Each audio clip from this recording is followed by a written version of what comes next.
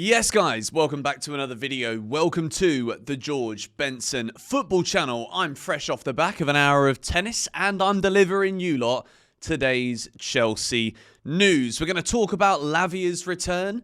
We're going to talk about the current debate regarding which Crystal Palace defender, former Chelsea defender, we're going to recall back potentially or re-sign in the January transfer window. Marc Guehi, Trevoh Chalobah.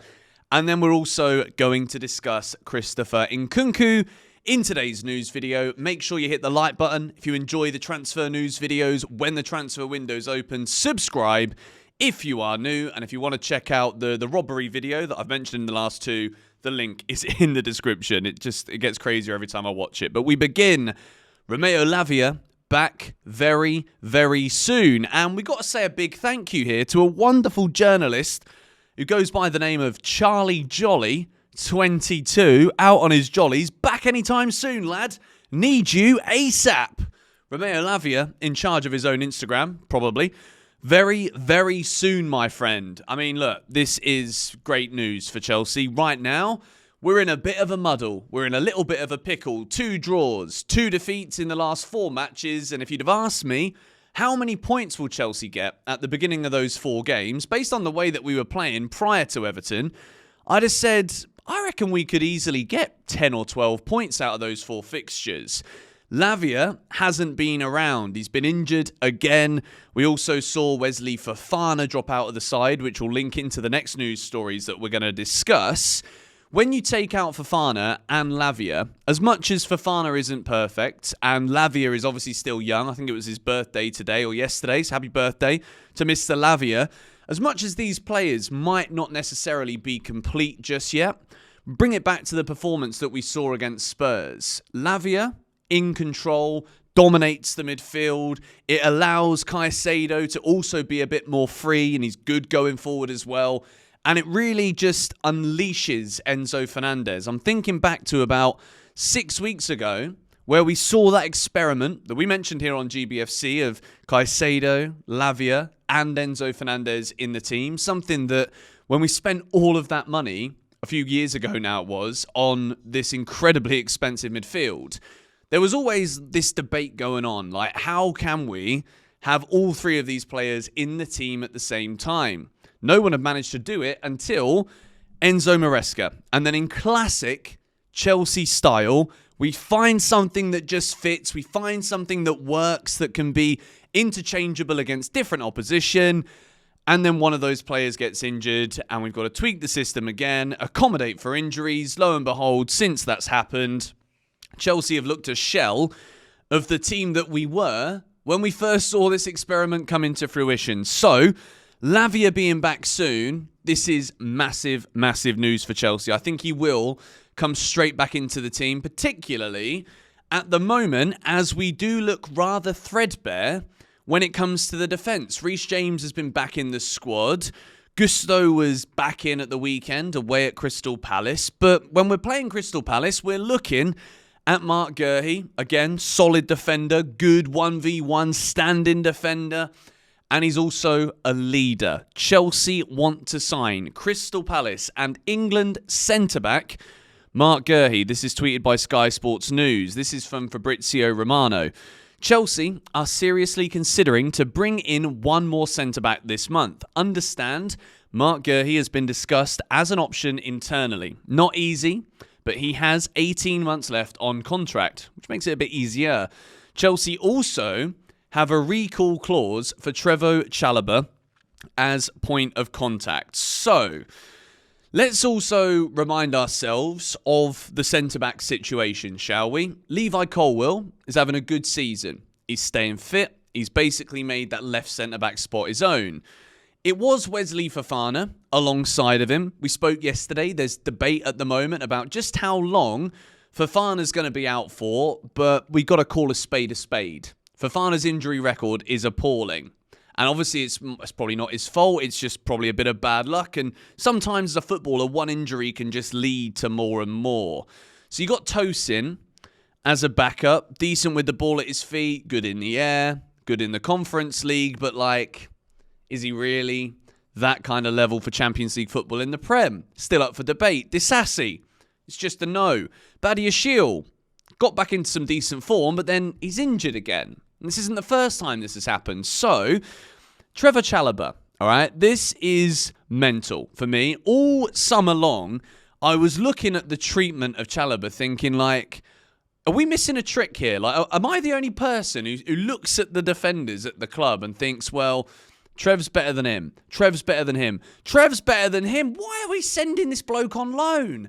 Let alone not taking him to America for the pre-season tour. Let alone a player that's been at Chelsea his whole flipping life. I know that some people don't care about these things, but for me to just like shun this guy out, who's a big name, a big personality in the dressing room, to be like, go and train by yourself, mate, it doesn't make any sense to me. The sense was that Chelsea were trying to sell him. We were trying to get X price to be able to get pure profit. We know all of this now. That is the way we're being ran. Anselmino, as well, has been recalled from his loan back, I think it was. He was supposed to join in the summer, but we called him up now. Maresca sees that there's a weakness right now in the Chelsea defence, but with Anselmino, that was always another one of those project players. Another one of those long-term investments where if you've watched him play for Boca, you'll see that this kid has got a lot of ability. He plays way above his years, but to expect him now, when Chelsea are like this, looking at City's resurgence, Newcastle's incredible form, Forest battering Wolves last night, like, the reality is we've got a very, very tricky end to the season here if we want to finish in the Champions League. Forget what the manager says about, oh, that's not what we're here for. Like, don't worry about that. Shut up, mate. We want to be back in the top flipping four. So, Trevoh Chalobah coming back. If it's a recall from the loan, I absolutely back this. I think Trev walks straight into that centre-back position. Josh Achampong as well. Want to give a shout-out to him. I think he could grow in that role. He's naturally a right-back, but can also play as a centre-back. I was happy with what I saw from him against Crystal Palace, but Trev is just that little bit more experienced. He's doing very well at Palace. He's an aerial threat. He's scoring goals for them as well. And I'm not surprised. I'm really not. I've always rated Trev. Always been a bit like, is he going to be good enough long-term? But like when you're looking at what we've got right now, Disasi just ain't it. Badiashile ain't it. Tosin, don't think he's it either. Fofana's injured. You know, like we're threadbare in this position right now. Marc Guehi for Crystal Palace as well. Look, Marc Guehi's a player that ever since Chelsea let him go, basically, we've been looking at him, apparently. Should we bring him back?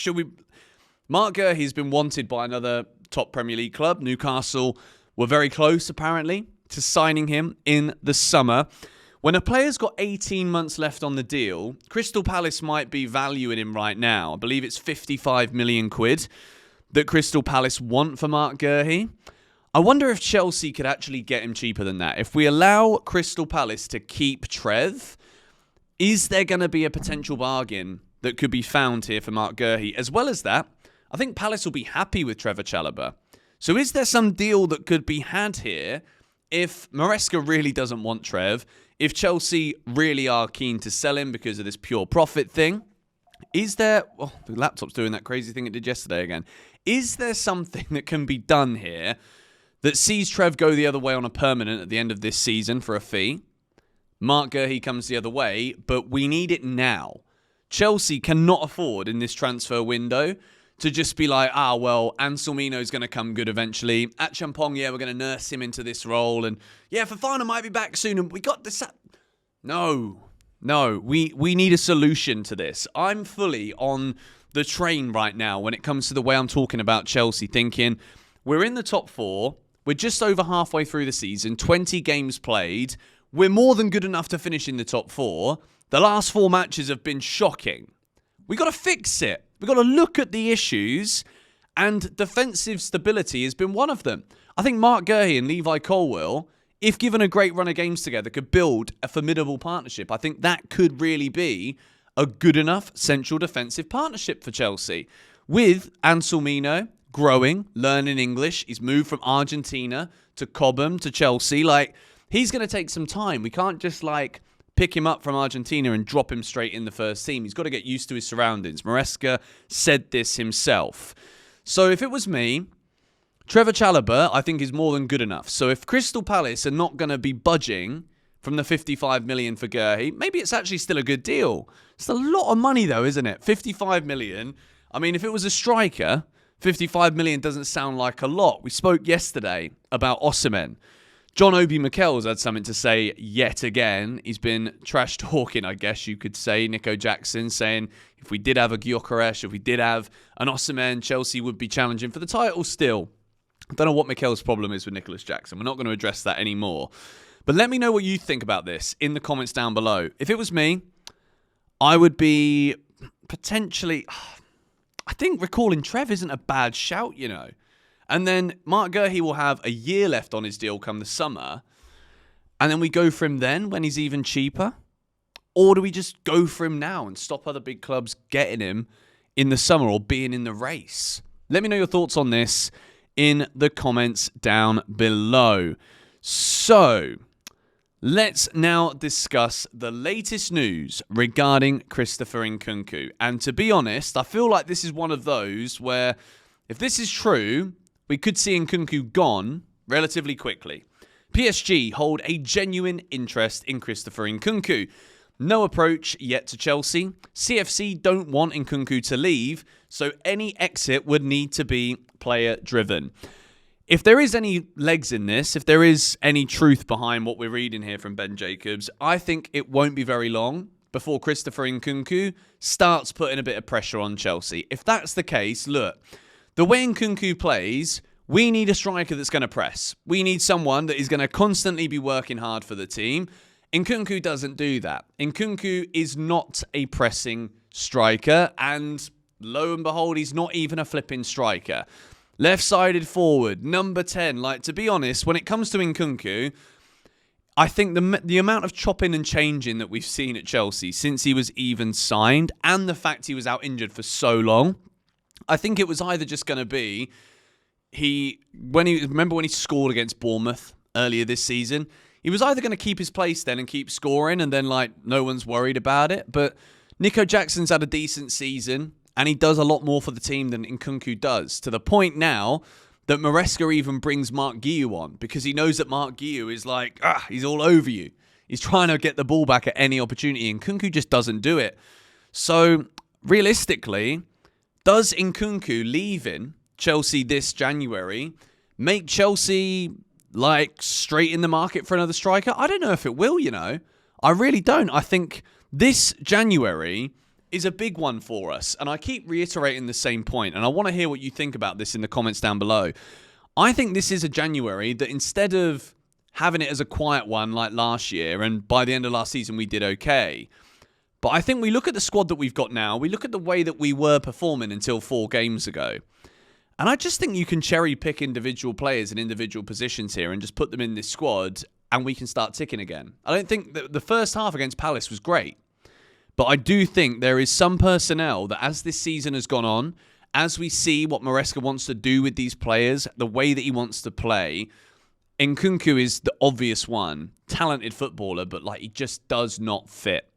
So if PSG come in for him, or there is anything more than interest, I fully expect Nkunku to put his hands up and be like, look, this hasn't worked out. Don't want to be here. I want to play for my place in the French squad for the World Cup coming up, and I want to go now. In which case, what would Chelsea do? Do we go and put pressure on Galatasaray for an Osimhen? Do we wait till the summer? At which point we might finish 5th or 6th again and be like, flipping told you so. Another year in the Conference League, hell forbid. Or the Europa League next season. Nah, Chelsea, we've got to double down now. We're a Champions League club. Let's get back there and be serious about it. And I genuinely think this January transfer window is a serious time. We've got to strengthen this squad. We see where the weaknesses are. Yes, some of it is injury forced, but also defensively, there's always been questions. Are any of these players or have any of those defenders ever been good enough? Guehi would be a good signing. I'd be excited about that. Trev recall, I'd also be all over that as well. Let me know your thoughts in the comments down below. Thank you guys for watching. Subscribe if you are new, and I'll see you guys tomorrow.